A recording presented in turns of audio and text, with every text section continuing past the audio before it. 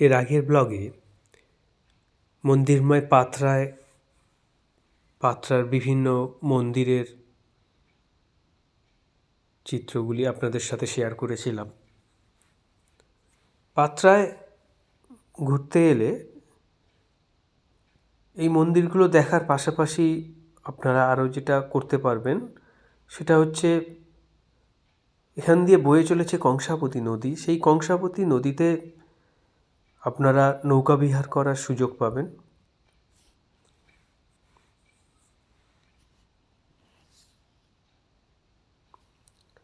অবশ্য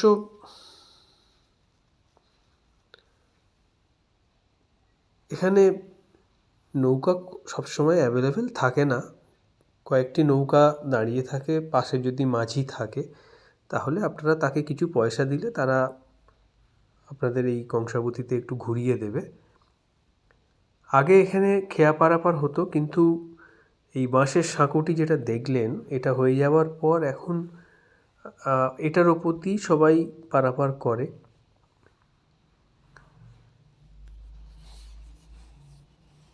পড়ন্ত বিকেলে সূর্য অস্ত যাচ্ছে, অপরূপ সৌন্দর্য আমরা এই নৌকায় চড়ে উপভোগ করলাম। খুব সুন্দর লাগছিল। ছোটো ছোটো মাছগুলো ছুটে ছুটে পালাচ্ছিল আমাদের এই নৌকার যাওয়ার জন্যে। দারুণ লাগছিল দেখতে।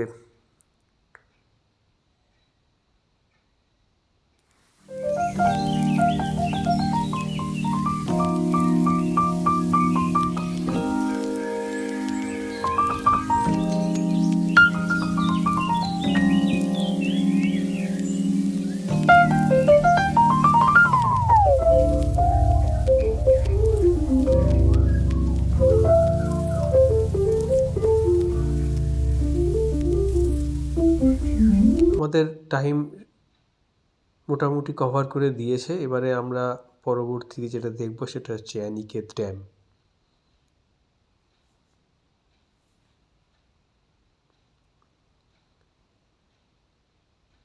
অসাধারণ সৌন্দর্য অ্যানিকেত ড্যামের। দেখলে মনে হবে যেন কোন একটা বড় ফলসের সামনে আমরা চলে এসেছি।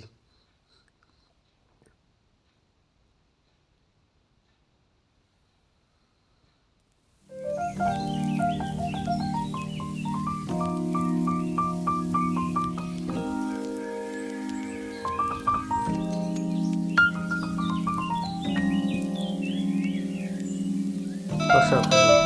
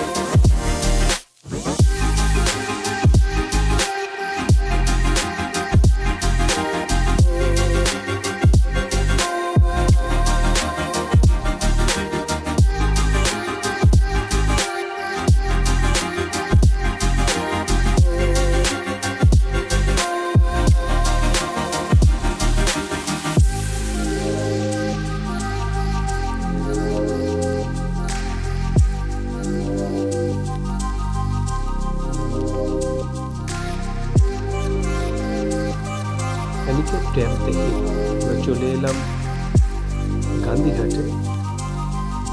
এটিও বেশ সুন্দর একটি জায়গা এবং এখান থেকেই আমরা ফিরে যাব। তার আগে আমরা মেদিনীপুরের বিখ্যাত চপ মুড়ি সবাই মিলে খেলাম এবং খুব সুন্দরভাবে উপভোগ করলাম। আর আমাদের এই মেদিনীপুরের একদিনের যে সফর সেটা এখানেই শেষ করলাম। ধন্যবাদ।